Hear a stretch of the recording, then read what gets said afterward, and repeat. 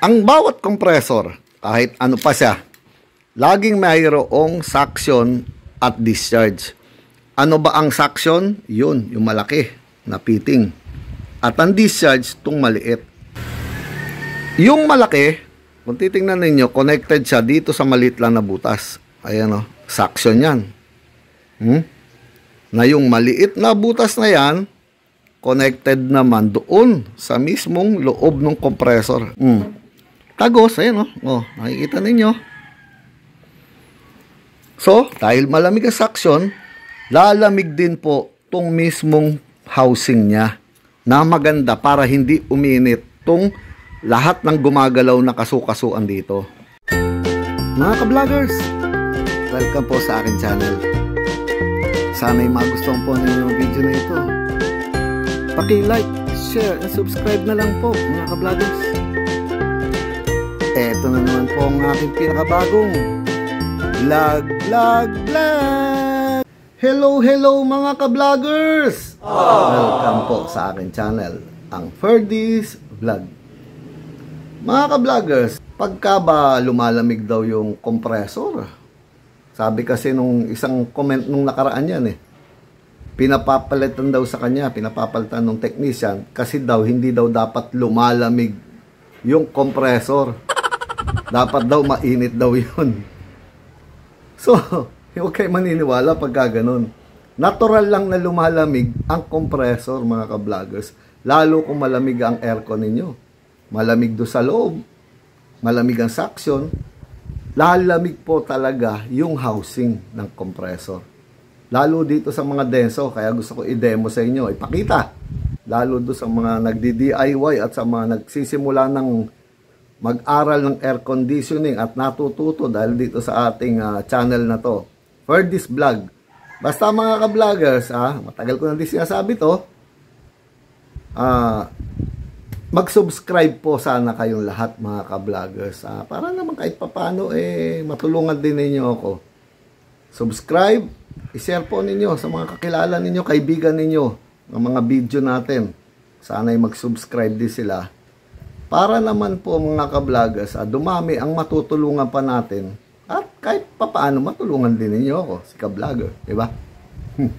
Salamat po mga ka-vloggers. So, balik tayo sa topic. Bakit ba lumalamig yung compressor? Ano ba ang dahilan mga ka-vloggers?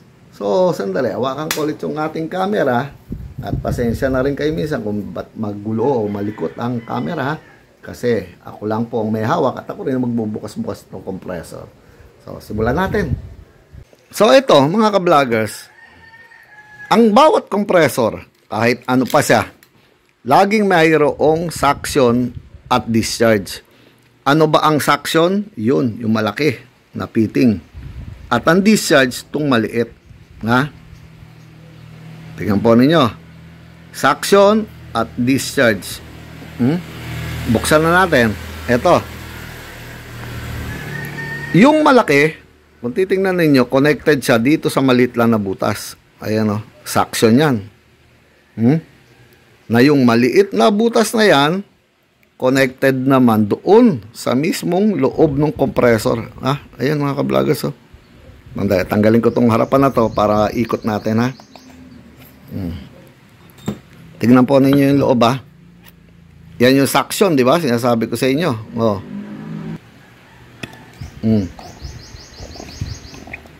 Kada gagalaw siya, diretso ka agad sa mga piston, diretso ka agad sa loob, sa madali salita. Tanggalin na natin to.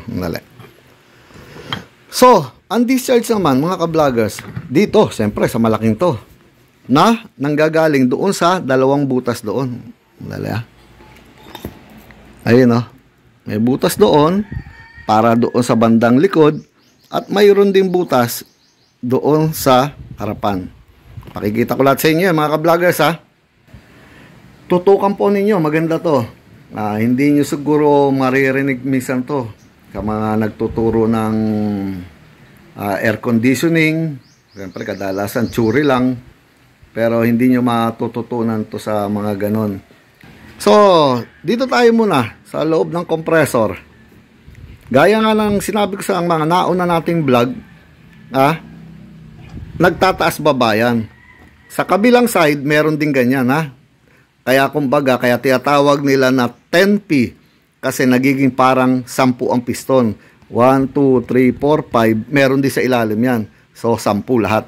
Kaya nagiging 10P, mga ka-vloggers, So, ngayon, etong nagpapaikot na to, itong shafting yan ang pinaka parang sa makina, parang pinaka crankshaft niya na pinapaikot, pinapataas baba ang piston. Ganun din ang trabaho niya rito. No? May tataas, at merong bumababa. Dahil nga dito, sa kanyang shafting na to, sa kanyang crank na to. Merong bababa yung piston, merong tumataas. Hindi ano yan. Pag bumaba dito, angat naman doon sa ilalim, siyempre. Nagiging discharge doon, suction dito. Ito naman, discharge sa kaangat, pagbaba niya, magiging suction naman siya. Pagbuga niya, discharge, pagbaba na naman niya, suction na naman siya. Buga, higop. Buga, higop. So, once bumaba siya, naging higop, buga naman doon sa ilalim, automatic. Pag ganun-ganon lang yan. So, ngayon, dito tayo. Sa suction muna tayo. Diba? Ito nga. Ang suction na yan, mga ka-vloggers, tagos yan sa loob ng compressor. Tingnan ninyo. Ito. Ayun, sana siya. Ayun, Tagos sa loob. Kaya nga, pag binubuhusan ng langis dito sa mismong compressor, nalalagyan na ninyo ng langis ang mga piston, ang mga bearing. Dahil nakaganyan yan, diretso siya, mga ka-vlogger, sa loob. So, ayan pag-aaralan natin, papakita ko sa inyo. Kaya naman lumalamig, nakita nyo, suction, malamig yan. Pag umaandar ang aircon, lalamig ngayon itong buong to, mga ka-vloggers. Malamig siya rito.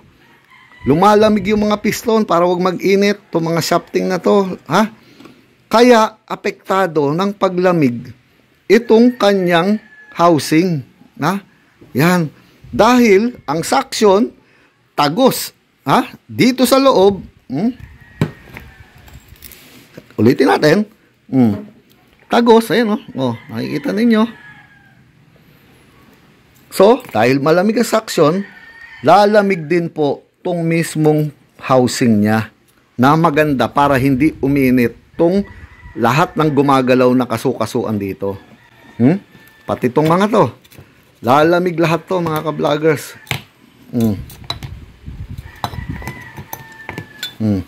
Sa paglamig nito, hindi mag-iinit lahat yan. Ayun. Tindihan po ninyo, mga ka-vloggers, malamig lahat to.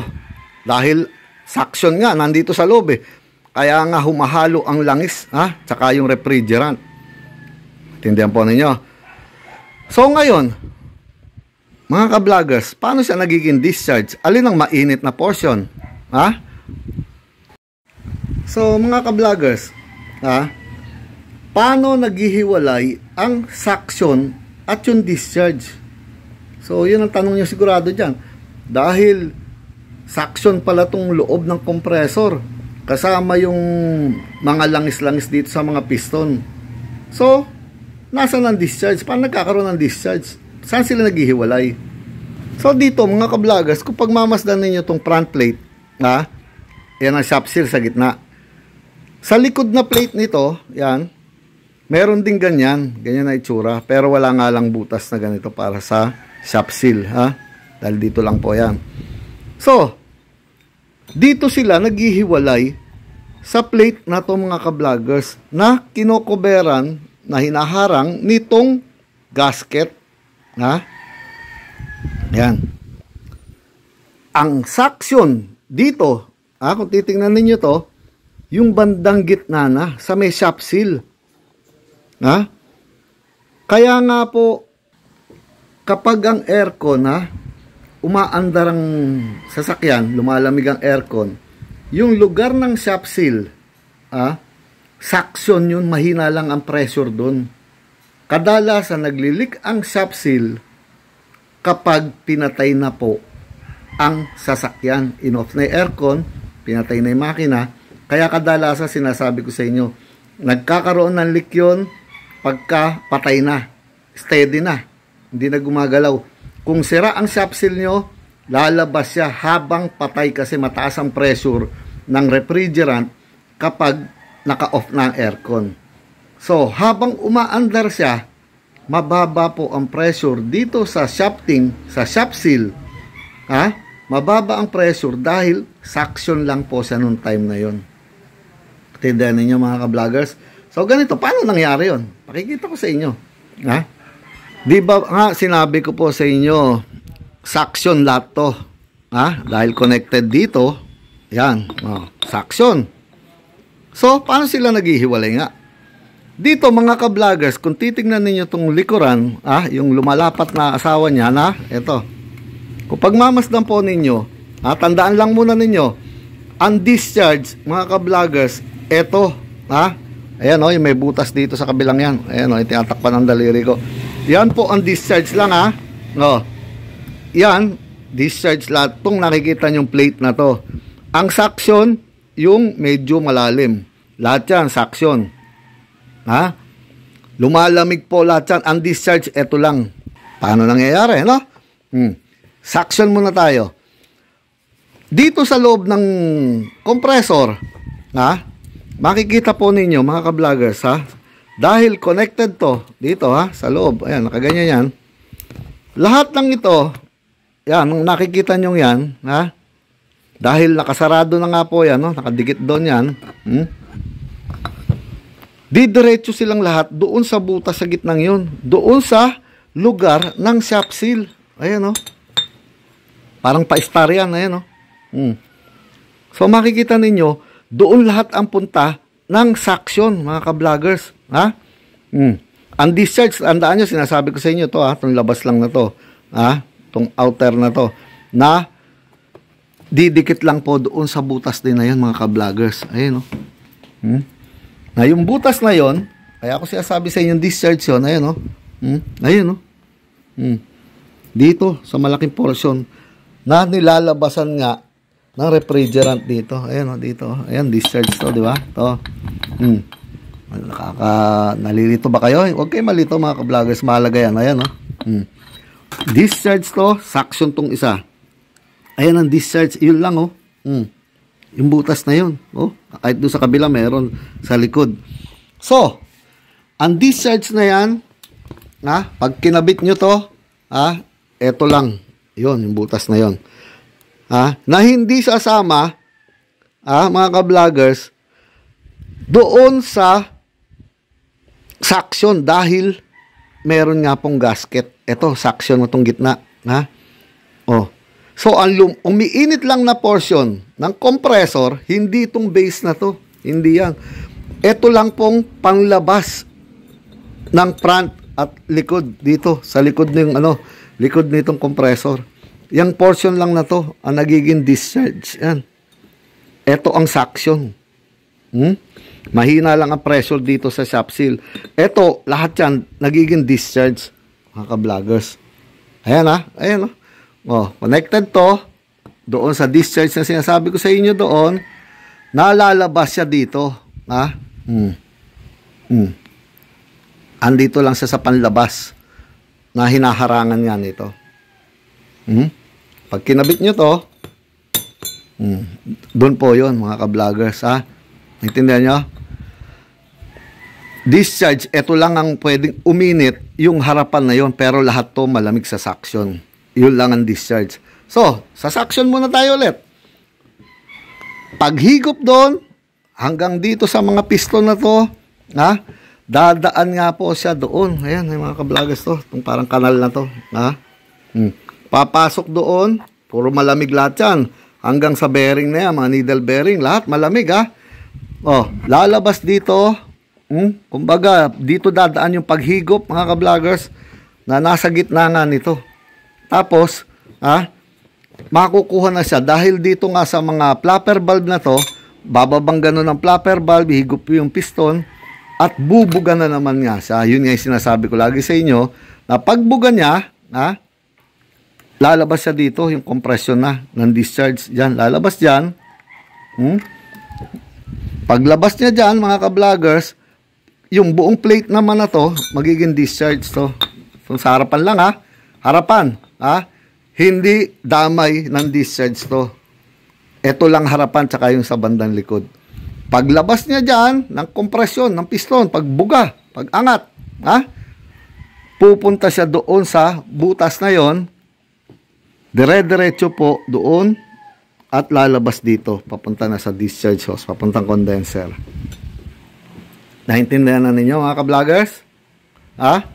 So, mula sa suction, tagos hanggang sa piston, dadaan siya doon sa parang kanal na yan, yung 5 kanal na to, pupunta siya dito sa mga butas na yan, at nakaharang dito, eto, sa may shop seal, low pressure lahat yan, hihigupin na ng piston. Pagbaba ng piston, higop.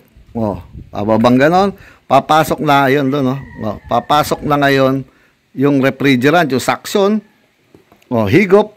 Pag binuga siya paakyat, labas naman siya dito sa taas, doon. Yun, doon sa portion na yun, dito, at pupuntahan na po doon. Sa butas na yon, sa discharge, na nakaharang nito, sa gilid lang nito, hindi yung gitna, inuulit ko, gilid nito, lalabas na siya doon. Dahil may gasket, hindi sila dapat maghalo. Pero pagka ganito na yung gasket, wala na yan mga ka-vloggers. Maghahalo na yung balat sa tinalupan dyan. Maghahalo ang suction discharge yan. Tapos ganyan pa yung mga flapper valve, hindi lalapat maigi. So, ano mangyayari? Wala, loose compression. Pagbuga doon, labas na doon. Sa discharge doon. Naintindihan nyo? So, simple lang mga ka-vloggers, di ba? Kahit pa paano may idea na kayo. Yan, flapper valve, higop, doon ang buga. Naintindihan po ninyo? Kaya nandito lang sa gitna ang suction.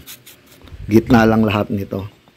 Kaya tong shop seal, low pressure lang yan. Habang umaandar, mababa ang pressure dyan. Liban na lang kung malala na katulad nito, bukaka na to, wala na, hindi na umiipit dito sa shafting yan. So, iniipit niya dapat yan. Kung ganyan na itsurang masyado ng maluwag, maglilik na yan. Kahit umaandar pa sa low pressure, kahit ano pa.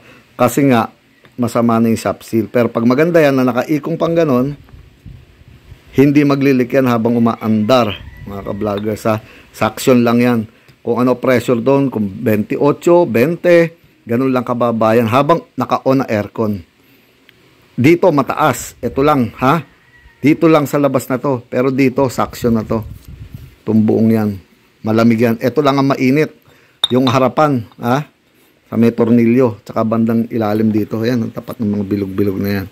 Pero yung gitna banda, malamig lahat yan, konektado hanggang dito. So, napakahalaga nun mga ka-vloggers. Tinuro ko lang sa inyo para may idea kayo. Paano ba nagtatrabaho ang compressor? Bakit ba nagiging loose compression? Simple lang yun. Pero pag-aralan ninyo, matututunan din ninyo. Hindi yung, kaya ako tinuturo sa inyo, hindi yung sasabihin, blow by na yan. Ganun lang. Ba't yung blow by? Wala lang. Sige, palit. So, eto, may kaalaman na kayo na itinuro ko kung bakit nagiging blow by at paano ba magtrabaho yung mga suction discharge na yan? Ang alam lang ninyo, doon sa may hose, ganun. Ito, isang kaalaman niya na dadalhin ninyo habang buhay, mga ka-vloggers. Tinuro ko lang sa inyo. Sharing is caring. Sabi nga, di ba? Para sa inyo lahat yun, mga ka-vloggers. Kaya nang lagi ko inuulit-ulit, aanin ko pa yung kaalaman na yan. Siyempre, ituro ko na lang sa inyo lahat. Masaya pa ako, di ba? So, ano pa po ba sasabihin ko mga ka-vloggers? Sana natuto na naman kayo kahit papano. Tanim lang po ninyo sa utak ninyo, mahalaga yan. Ito na naman po ang pinakabagong edition ng aking vlog. Paalam mga ka-vloggers. Paalam. Ingat po kayo.